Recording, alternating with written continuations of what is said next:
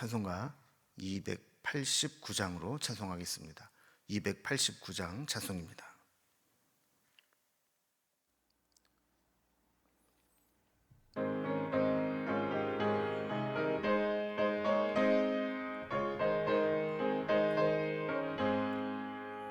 주 예수 내 맘에 들어와 계신 후 변하여 새 사람 되고 내가 늘 바라던 참빛을 찾음도 주 예수 내 맘에 오심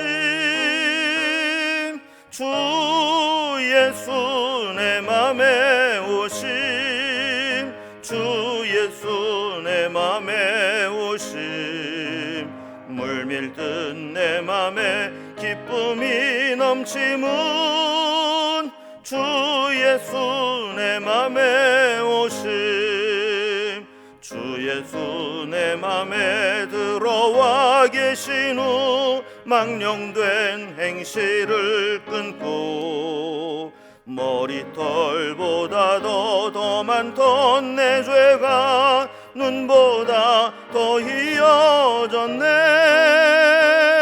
주 예수 내 맘에 오심 주 예수 내 맘에 오심 물밀듯 내 맘에 기쁨이 넘치문 주 예수 내 맘에 오심 내 맘에 소망을 든든히 가짐은 주 예수 내 맘에 오심 의심의 구름이 사라져버림도 주 예수 내 맘에 오심 주 예수 내 맘에 오심 주 예수 내 맘에 오심 물밀듯 내 맘에 기쁨이 넘치문 주 예수 내 맘에 오심 사망의 음침한 골짜기 가다가 밝은 빛 오련히 비춰 저 멀리 하늘문 환하게 보임도 주 예수 내 맘에 오심 주 예수 내 맘에 오심 주 예수 내 맘에 오심 물밀듯 내 맘에 기쁨이 넘치문 주 예수 내 맘에 오심 내가 저 천성에 올라가 살기는 주 예수 내 맘에 오심 천성에 올라가 주님을 뵈리니 그 기쁨 비길 데 없네 주 예수 내 맘에 오심 주 예수 내 맘에 오심 물밀듯 내 맘에 기쁨이 넘치문 주 예수 내 맘에 오심.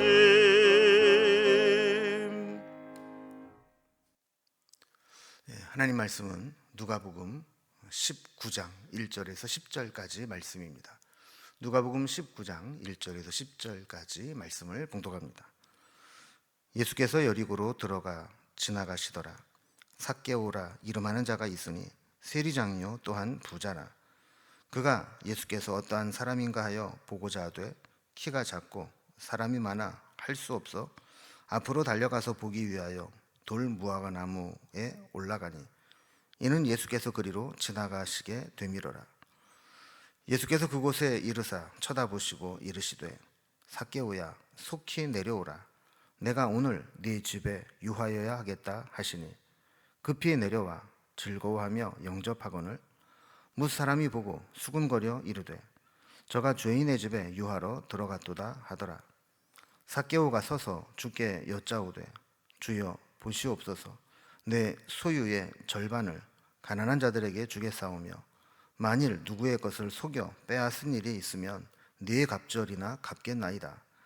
예수께서 이르시되 오늘 구원이 이 집에 이르렀으니 이 사람도 아브라함의 자손이미로다. 인자가 온 것은 잃어버린 자를 찾아 구원하려 함이니라. 아멘. 예수님은 이제 예루살렘을 향해 올라가시면서 이제 그 입구에 있었던 여리고 성을 지나가시게 됩니다. 지난 35절에서 여리고에 가까이 가셨을 때 한 구걸하던 맹인을 고쳐주신 사건이 있었습니다. 이제 오늘 본문은 예수님께서 여리고 성 안으로 아주 들어오셨을 때 있었던 일입니다. 그 성 안에서 부자 세리 삭개오를 만나 구원해 주신 삭개오에 대한 이야기죠. 지난 18장에서 모든 율법은 어릴 적부터 다 지켰었다 이렇게 하면서 영생을 얻는 방법을 물으러 왔던 이 부자 관원은 가난한 자들에게 소유를 다 팔아주고 나를 따르라 했을 때 부자인 고로 근심하며 돌아갔다 그랬습니다. 자, 그래서 이 사건이 있은 후에 18장 25절에 보면 낙타가 바늘귀로 들어가는 것이 부자가 하나님의 나라에 들어가는 것보다 쉽다 하실 정도로 부자가 하나님 나라에 들어가는 것은 좀 어려운 일이다 라고 말씀을 하셨죠. 그러나 오늘 본문에 등장하는 이 삭개오는 마치 바늘귀를 통과한 낙타처럼 예수님을 만나고 난 이후에 자신의 재산을 다 정리하고 나누어 주며 예수님을 따르는 참된 제자의 모범을 보여주게 됩니다. 오늘 본문을 통해서 삭개오에 대한 이야기를 단락별로 좀 구분을 해봅니다. 먼저 1절에서 4절까지는 예수님 만나기를 열망하는 삭개오가 있습니다. 5절에서 8절까지는 그 삭개오를 보시고 예수님은 삭개오의 집에 들어가셔서 그를 만나주시게 되고 삭개오의 고백을 듣게 됩니다. 9절에서 10절에서는 그로 인해 삭개오의 구원을 확인해 주면서 그 가정의 말씀으로 구원을 확증해 주신 내용이 나오게 됩니다. 저는 먼저 첫 번째 단락입니다. 예수님 만나기를 열망했던 이 삭개오의 모습이 나옵니다. 자, 어제 본문에 이어서 오늘 본문도 1절에 보면 여리고에서 있었던 일입니다. 예수님이 여리고 성 안으로 들어가셨는데 거기에서 삭개오라 하는 사람을 만나게 됩니다. 2절에 보면 이 삭개오라 이름하는 자가 직업은 세리장이고 또 그로 인한 큰 부자였다라고 기록하고 있습니다. 당시 세리는 로마로부터 고난을 위임받아서 과세하고 세금을 징수하는 일을 했습니다. 특히 여리고는 이 요단강 근처에 있는 도시로서 요단 동편에 있는 나라가 요단강을 건너서 팔레스틴 지역이나 예루살렘으로 넘어올 때 반드시 거쳐야 되는 국경 도시입니다. 자, 그러다 보니까 장사하는 사람들로부터 막대한 관세를 부과하는 세관 역할까지 했습니다. 근데 문제는 로마가 세금을 부여하는 권한을 세리들에게 주면서 받을 만큼만 받아서 내라가 아니라 로마에 이 정도만 내면 나머지 너희가 알아서 더 걷어도 된다라는 것을 암묵적으로 묵인해주고 있었습니다. 그러다 보니까 세금을 내는 입장에서는 세금을 낸 것을 자기를 식민지화시킨 로마에 내야 되는 그러한 매국노 역할을 하는 것이기도 했고 또 같은 동족이 고생하고 힘들어하는데 착취해 가는 것들을 보면서 모든 악인들, 이 죄인들의 대명사로 여겼습니다. 그래서 세리 그러면 죄인이라고 생각을 할 정도였죠. 자, 그러다 보니까 삭개오는 돈은 많이 벌었을지 모르지만 사람들로부터 무시를 당하고 정죄를 받고 따돌림을 당하게 되었습니다. 그러니까 살면 살수록 더 외롭고 정서적으로 피폐해지게 된 것이죠. 그러다가 이 삭개오가 소문을 듣습니다. 예수님이 계신데 그분은 세리의 친구들이다 라고 알려져 있다라는 겁니다. 그러니 예수님이 자기가 살고 있는 여리고를 방문한다 하는 소식을 듣게 되었을 때 마음속에 열망이 생기게 된 겁니다. 그렇다면 나도 세리의 친구라 불리는 예수님을 만나서 예수님에게 자신의 마음을 고백하면 예수님이 자기를 헤아려 줄 것이다 라고 믿음이 생기게 된 거죠. 어떻게 하든지 예수님을 좀 보고자 했습니다.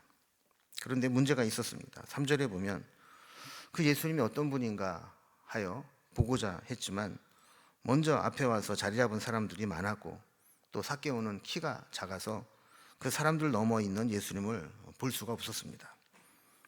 그러나 삭개오는 포기하지 않았습니다. 4절에 보면 예수님의 동선을 예측해서 예수님이 가시게 될 길 앞으로 달려갑니다. 그리고 돌 무화과나무 위에 올라가서 지나가시는 예수님을 보려고 기다리고 있었습니다. 그렇게 해서라도 예수님을 보고 싶었던 거죠. 남다른 지위와 부를 누리고 있었지만 예수님을 만나지 않고는 견딜 수 없다는 영적인 갈증이 일어났던 겁니다. 자신의 삶에 부족함과 불만족이 있다면 예수님을 만나 변화된 삶을 살아야 되겠다는 열망을 가져야 됩니다. 우리 속에 흔히 말하는 컬컬함, 답답한, 힘든 이런 마음들이 생겼다는 것은 주님께서 우리를 부르시는 또 다른 사인이 될 수도 있기 때문입니다. 삭개오는 이렇게 정서적으로 힘들고 외롭고 고통스러운 마음이 있을 때 예수님을 만나서 영적인 갈증을 풀고 인생의 새로운 삶을 살아가려고 했던 겁니다. 우리도 삭개오의 모습을 보면서 이렇게 주님을 만나고 은혜를 받고 주님과 교제하고자 하는 그런 영적인 갈망이 있는지, 갈급함이 있는지 우리 스스로를 좀 돌아볼 필요가 있습니다. 두 번째 단락을 보면 예수님은 이런 삭개오를 보시고 그를 영접해 주시고 그의 집으로 가서 유하시며 만나 주시게 됩니다. 드디어 예수님과 삭개오의 만남이 이루어집니다. 5절에 보면 예수님이 삭개오가 올라가 있는 돌 무화과 나무를 지나면서 삭개오를 쳐다보시게 됩니다. 그리고 삭개오야 이름을 불러주시면서 속히 내려오라고 부르십니다. 그리고 오늘 네 집에 유하여야 하겠다 하시면서 그 집으로 들어가실 것을 말씀해 주셨습니다. 어쩌면 삭개오는 나무 위에서 이렇게 멀리서라도 예수님을 바라볼 수만 있어도 좋겠다 하는 심정으로 나무 위로 올라가 숨어 있는데 예수님은 자기 이름을 불러주시면서 내려오라고 맞아주셨고 또 다른 사람들은 다 만나는 것조차 꺼리는데 내 집에 와서 유하시겠다고 하니 이 놀라운 일이 어디 있겠습니까? 마치 집 나간 아들이 돌아오기를 기다리며 멀리서도 알아보고 뛰어나가 영접해 주시는 아버지의 모습과도 같이 모든 사람이 다 꺼리는 자기 자신을 예수님은 이렇게 환대해 주신 것입니다. 주님 앞에 나온다는 것은 이렇게 우리를 영접해 주시는 주님을 만난다는 것입니다. 우리가 개인적으로 주님과 교제의 시간을 갖든 공적인 예배의 시간을 갖든 우리는 주님 앞에 나아가서 주님을 만나게 되는 것이죠. 6절을 보면 삭개오가 급히 내려와 즐거워하며 영접했다 그럽니다. 지체할 이유가 없습니다. 그는 예수님을 자기 집으로 영접해 드렸습니다. 그런데 성경을 보면 이것 또한 못 봐주는 사람들이 있었습니다. 7절에 보면 무사람들이 그를 보고 수군거렸다 그럽니다. 그리고 저가 주인의 집에 유하러 들어갔도다 라고 비난을 하게 된 겁니다. 아까도 설명드린 것처럼 당시 유대인들은 세리 그러면 죄인으로 여겼고 부정한 자라 여겼습니다. 그래서 자연스럽게 그 부정한 자와 접촉하는 것 자체를 꺼려했습니다. 그런데 예수님은 어쩌다 스치면서 하는 접촉 정도가 아니라 그의 집에 들어가서 하루를 머무실 것이라 생각하니 못마땅할 수밖에 없었던 것입니다. 그들은 자신들처럼 예수님도 이 세리를 죄인 취급하고 정죄하고 질책했어야 했는데 이 죄인을 친구처럼 여기니 못마땅했다는 겁니다. 그런데 여기에서 은혜의 역사가 나타납니다. 은혜를 입으면 놀라운 변화가 생겨납니다. 정죄하고 비난하고 질책하는 것이 아니라 예수님은 삭개오의 이름을 불러주시고 영접해 주시고 친구로 여겨주고 그의 집으로 함께 갔을 때 삭개오의 마음은 녹아내렸고 예상하지 못했던 엄청난 변화를 겪게 됩니다. 8절을 보면 그 은혜가 삭개오를 어떻게 변화시켰는지를 잘 보여줍니다. 예수님께 이렇게 이야기합니다. 주여 보시옵소서 내 소유의 절반을 가난한 자들에게 주겠사오며 만일 누구의 것을 속여 빼앗은 일이 있으면 내 갑절이나 갚겠나이다. 삭개오는 진정한 회개가 무엇인지를 보여줍니다. 참된 회개는 일시적 감정의 반응이나 말로만 포장하는 것이 아닙니다. 그의 인생에 무엇이 중요한지, 가치관이 어떻게 변했는지 그것을 보여주는 것입니다. 그는 그렇게 악착같이 모았던 재산의 절반을 팔아서 가난한 자들에게 주겠다고 약속했습니다. 혹시 정당한 과세가 아니라 속여서 더 많은 것을 착복하는 것이 있다면 율법의 5분의 1 규정을 넘어선 4배로 갚겠다고 이야기를 합니다. 그러니까 삭개오의 마음속에는 지금까지 죄가 가져다 준 과거의 혜택과 이익과 재물들을 다 버리고 내가 새롭게 주님으로 영접한 예수님의 종으로 합당한 어울리는 삶을 살겠다고 선택한 것입니다. 이렇게 하면 아무리 생각해도 삭개오에게 남는 것이 없습니다. 그런데 그래도 그렇게 하겠다는 것입니다. 전에 살펴본 것처럼 재물 때문에 근심하며 떠나갔던 부자 관원과는 완전히 다른 삶을 선택한 것입니다. 이 삭개오의 결단, 변화된 모습은 우리에게도 큰 도전을 줍니다. 많은 사람들이 예수 믿고 은혜 받고 구원받은 것을 좋아합니다. 그러나 삭개오처럼 죄가 가져다 준 세상의 즐거움까지 포기하기는 싫어합니다.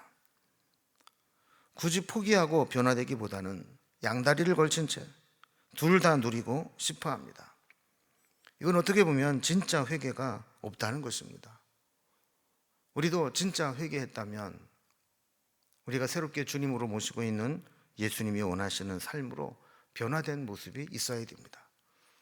우리 한번 돌아보십시다. 우리가 예수님 믿고 뭐가 달라졌는지, 어떤 변화가 있었는지, 삭개오처럼 우리가 예수님 때문에 포기한 것들, 어떤 것들이 있는지, 만약에 이런 것들이 없다면 우리의 회개가 진짜 회개인지 의심해 볼 수밖에 없는 것입니다. 이러한 놀라운 변화를 보게 된 예수님은 세 번째 단락에서 삭개오에게 구원을 약속해 주게 됩니다. 삭개오의 고백을 들으신 예수님은 9절에서 오늘 구원이 이 집에 이르렀다 라고 하시면서 삭개오도 아브라함의 자손이로다 이렇게 9절에서 말씀해 주시는 것들을 보게 됩니다. 그러니까 말로만 하는 회개가 아니라 삶의 중심과 주인이 바뀐 결단과 고백이 동반된 이 회개를 보셨기 때문에 예수님은 그를 구원받은 자, 아브라함의 자손으로 인정해 주신 것이죠. 이제 삭개오는 예수님께 죄인이 아니라 누가복음 15장에서 끝까지 찾아 구원해내야 될 잃어버린 자 중에 하나였던 것입니다. 그래서 죄인의 집에 들어간다고 수군거렸던 사람들에게 예수님은 10절에서 이렇게 말씀합니다. 인자가 온 것은 잃어버린 자를 찾아 구원하려 함이라 이렇게 말씀하는 거죠. 정말 주님의 오신 목적은 의롭다, 의인이다 여기는 자들이 아니라 잃어버린 자로 여기며 참된 회개를 준비한 자들을 위해서 오셨다는 겁니다. 말씀을 정리해 봅니다. 현대인들은 삭개오처럼 남모르는 외로움과 갈등을 느끼며 살아갑니다. 겉으로는 화려하게 꾸미고 남들에게 자랑할 만한 것들로 포장하며 살아가고 있지만 정작 속으로는 예수님을 만나면 살 수 없는 공허함과 외로움 그리고 심한 죄책감에 시달리고 있습니다. 겉으로 드러난 지위와 재물이 나를 살리는 것이 아닙니다. 나를 진짜 살리는 것은 삭개오처럼 체면 다 내려놓고 예수님을 만나야겠다는 갈망을 가지고 주님을 찾는 것입니다. 주님을 만나고 은혜를 받을 때 적극적으로 주님을 붙잡는 것입니다. 그리고 주님께 나의 변화된 삶을 증명해 보이고 구원의 은혜를 누리며 사는 것이 주님의 뜻을 따르는 것입니다. 오늘 삭개오를 통해서 우리가 정말 주님을 만났는지, 주님을 정말 만났다면 주님 만난 후에 나는 어떤 변화가 있었는지 스스로 점검해 보면서 주님을 만난 자로, 주님이 찾으신 자로 살아갈 수 있기를 주님의 이름으로 기원합니다. 기도하겠습니다. 하나님 아버지, 삭개오의 이야기 우리가 잘 아는 이야기지만 정말 우리가 삭개오처럼 참된 회개와 변화를 가져오고 있는지 다시 한번 돌아보기를 원합니다. 말로만 삭개오가 회개한 모델이다라고 이야기하는 것이 아니라 우리도 삭개오처럼 죄로 인해 얻었던 모든 것들을 포기하고 끊어버릴 수 있는 용기를 허락해 주시고 주님이 원하시는 모습으로 변화된 삶을 살아가게 하여 주시옵소서. 오늘도 주님께서 원하시는 대로 살아가기를 소망하며 예수님의 이름으로 기도드리옵나이다. 아멘. 각자의 기도 제목들로 자유롭게 기도하시겠습니다.